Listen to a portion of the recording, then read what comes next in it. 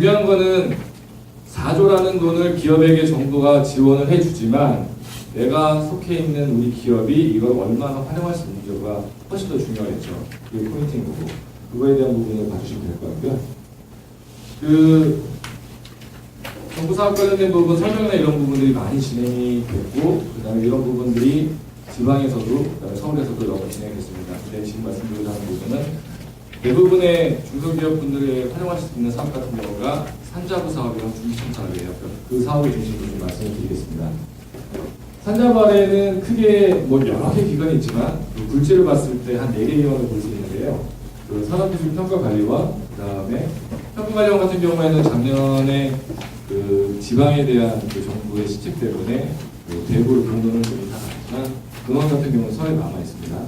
근원 같은 경우가 그 태해남로에 있는 길센터에 있고, 그 다음에 에너지기술평가원 같은 경우도 지금 상문역 쪽에 있고, 그 다음에 나이파 같은 경우가 지금 잠실 쪽 다라시장역 쪽에 있는데, 이와 관련된 부분에 있어서 일단 규모적으로 봤을 때는 그 산업기술평가관리원이 그 근본적인 측면으로는 가장 큽니다. 한 2조 원 가량을 지원하는 그런 상황을 하고 있습니다. 일단 기본적으로 봤을 때 시간관계상 조금 그 일반적인 내용 같은 경우는 좀 넘어가는 측면이 있고요. 산학연, 기타 관련해서 여기 계신 분들은 다 산해 해남에 계신 분들인 거고, 학 같은 경우는 기술대학까지도 포함하고 있습니다. 여기 같은 경우는 정부에서 출자를 해서 운영하고 있는 정부 출연기관을 의미한다고 보통 봐주시면 되고요. 기타에 있어서는 이제 비영리 연구법인이나 테크노파크 같은 부분들이 포함이 되어 있습니다. 출연금 같은 경우에는 그 각 사업마다 정부에서 출연해주는 금액이 다릅니다. 작게는 33%에서 그 정부에서 출연해주는 부분이 높게는 75%인다고 되는데 어떤 사업을 지원하시냐에 따라서 그거에 대한 비중이 달라지기 때문에 해당 지원 사업에 대한 거를 좀 별도의 공고를 꼭 확인을 해 주실 필요가 있어요. 그 정부에서 자금을 지원해주면 그냥 주지 않습니다. 예전에 계시던 어른분들은 그런 말씀 하시더라고요. 정부에게 눈먼 돈이 이거를 내가 못 받아먹으면 이게 바보다 이런 말도 하셨는데 요즘엔 그렇진 않아요. 요즘에는 관리도 많이 어려워졌고 3천만 원 이상의 과제 같은 3천만 원 이상의 장비 같은 경우에는 꼭 전자 입찰 시스템을 통해서 구매하셔야 돼요. 구매하시는 것도 그렇고 그다음에 사후적인 관리에 이거 매각한다 이런 부분들을 다 이쪽에서 통해서 하셔야 되고 그렇지 않으면 나중에 그 사업에 대한 그 중요한 하루씩 나오면 사실 문제가 될수 있습니다. 권고드리는 거는 이거보다 뭐 3천만 원이 꼭 되지 않더라도 이거보다 좀 저렴한 그 장비라고 하더라도 가급적이면 좀 전자입찰 시스템을 통하는 거를 지금 권고드리는 이유가 나중에 뭐 모든 사업은 그렇진 않지만 사후적으로 이거에 대한 확인이 필요할 때 조달청을 활용하는 이유가 조달청이 보통 일반적으로 인터넷에 돌아다니는 단가보다 훨씬 비쌉니다. 이게 조달청을 정부 부처도 그렇고 아니면 공공기관에 대해서 아니면 정부 사업 참여한 기관들이 활용하는 이유가 그쪽에서 산 물건에 대해서는 문제 삼지 않아요. 장비와 관련된 부분들은 특히 3천만 원이 넘는 고가의 장비 같은 경우에는 나중에 사후적으로 봤을 때 이거에 대해서 문제가 될 경우에는 그 부분들을 기업에서 소명을 해야 되는데 이게 쉽지 않은데 이게 도를 통해서 하게 되면 너무 묻지 않습니다. 이런 부분을 강조해주시면 될 것 같고요. 그 산업기술평가관리원이랑 그 다음에 뭐 키아트 아까 말씀드렸던 크게 산자부 아래에 있는 4개 기관에 대한 그 지원 사업들을 간략히 설명을 해놨어요. 지금 이 3월 말이죠. 대부분의 정부 사업 같은 경우에는 상하반기 나눠져 있고 상반기에 더 많은 포션이 가 있습니다. 근데 특히 경기가 안 좋을수록 상반기에 부처에서 돈을 더 많이 풀어요. 상반기를 노려야죠. 근데 상반기에 나는 왜 여기 앉아있지? 그런 생각이 드시죠. 근데 말씀드리고 싶은 거는 정부 사업은 감성적이고 충동적인 게 아니라 계획적이어야 됩니다. 계획적으로 준비를 하셔야 돼요. 지금 오늘 이 자리에서 설명을 들으신 분들이 올해 당장 정부 사업의 혜택을 보실 수 있는 가능성이 높진 않아요.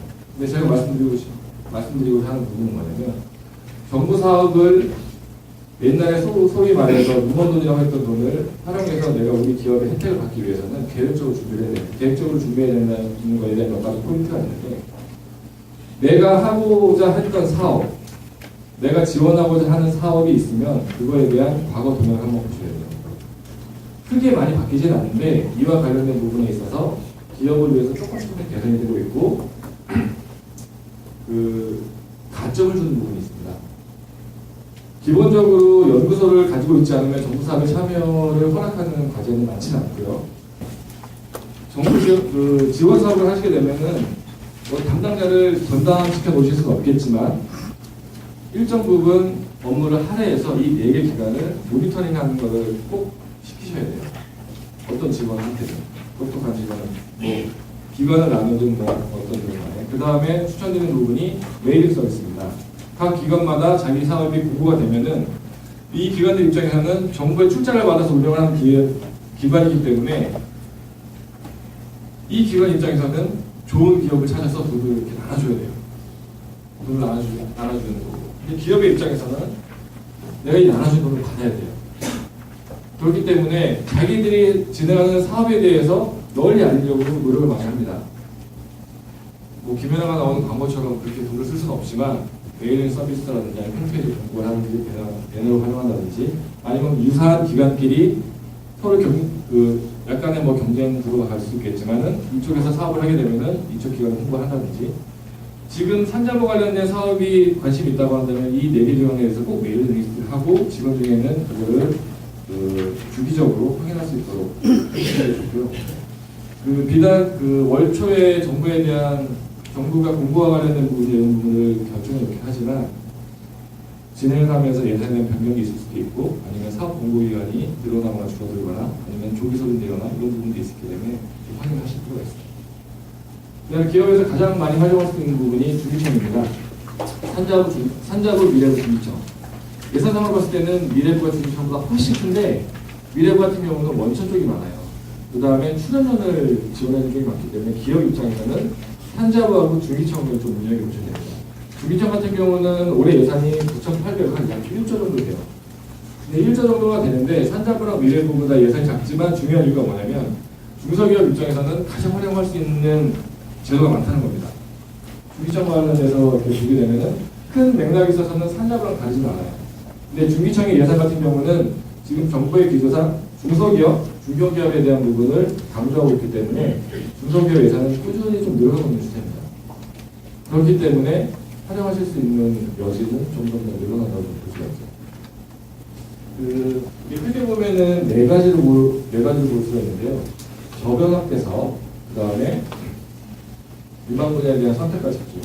유망 분야에 대한 선택과 집중 부분이 예산 범위가 가장 큽니다. 기술 혁신, 상용화, 그 다음에 시장 창출, 그 다음에 요즘에 중요시하는 융합과 관련된 부분들이 유망 분야 쪽으로 되어 있습니다. 그 다음에 중소중견기업 지원. 중소중견기업 지원 같은 경우는 중소기업에서 중견기업으로 성장하는 월드클래스 300 관련된 부분을 많이 들어보셨죠? 월드클래스 300 관련된 부분들이 857억 중에 830억을 차지해요. 그 다음에 인프라 관련된 부분. 그래서 각 사업에 대해서 뭐 예산이나 뭐 조금 뭐 설명에 대한 부분들은 좀 자료를 참고해 주시면 될 것 같고요. 그 부분들을 떠나서 말씀드렸던 그 월드클래스 300 같은 경우가 지금 중소중견기업 지원 관련된 부분에 있어서는 가장 비중이 큰 부분을 확인할 수 있습니다. 그 다음에 R&D 기획 역량 제고 사업 같은 경우는 예산 규모는 작지만 좀 보실 필요가 있는 게 뭐냐면 중소기업에서 연구 개발을 하시면서 가장 어려움을 겪으시는 것 중에 하나로 저희가 기업분들이 의견을 드리면 기획과 관련된 부분이에요. 기획과 관련된 부분들을 지원하고 이게 성공을 판단이 되면 차년도에 사업하고 연계해서 지원을 하고 가산점을 주는 그런 계획입니다. 한번 좀 활용해 보시면 될 것 같고요. 좀 넘어가도록 하겠고요. 그리고 그 기술개발 사업 관련해서는 중소기업에 대한 기술개발 사업 관련해서는 이 부분은 좀 기억을 해 놓으셔야 되는데요. 종합관리 시스템에서 사업에 대한 운영, 계획, 운영, 그 다음에 그거에 대한 정산까지 통합하는 시스템을 만들어놨어요. 이게 지금 기술개발 종합관리 시스템이고요. 이것도 마찬가지로 제가 처음에 말씀드렸죠. 정보에 대한 위치, 정보가 필요하면 어디서 찾을 수 있는지, 그다음에 어디서 물어볼 수 있는지. 그래서 지금 제가 기억해 놓으세요라고 말씀드렸던 부분들은 좀 매일 홈페이지에서 이렇게 좀 진단체크도 등록해놓고 메일 리스트 받고 한번 들어가서 보시고 이런 부분들을 좀 주기적으로 해주시길 말씀드릴게요. 문의처 같은 경우가 평가관리원, 그 다음에 키아트, 그 다음에 뭐 이렇게 쭉 나와 있는데, 일단은 지방으로 본원이 내려갔어도 서울에 있는 부서들이 다 있기 때문에 여기 계신 분들 같은 경우는 서울에 있는 부분들을 다 활용하실 수가 있을 것 같고, 기본적으로 중소기업 콜센터를 활용한다든지 그 지원제도와 관련된 부분에 있어서는 산기업에서 저희 산기업 홈페이지는 다 들어가 보셨죠? 안 들어가 보신 분 여쭤보면 손 안 드시겠죠? 저희 홈페이지를 보게 되면은 이렇게 제가 바라봤을 때 가운데 그림이 있고요. 왼쪽에 몇 개의 배너가 있는데 그쪽에 민간 R&D 정책 소통센터가 있습니다. 화면에 들어가셔서 이렇게 화면을 바라봤을 때 가운데 큰 사진 왼쪽에 배너 중에 안에서 두 번째 보면은 민간 R&D 소통지원센터라고 있는데요. 그쪽에 조세와 관련된 부분을 문의를 주시면 저희가 답변을 드리겠습니다. 저희가 정부사업이 워낙 많아서 저도 맨날 공부를 하고 있지만 저도 어떤 사업들이 다 있는지 그게 어떻게 되는지 비율 관련된 부분을 전화를 확인을 하고 저희가 당장에 전화상으로 전화를 못 드리더라도 확인해서 알려드리는 것까지 저희가 지원하고 있습니다. 그런 부분을 활용해 주시면 될 것 같고요.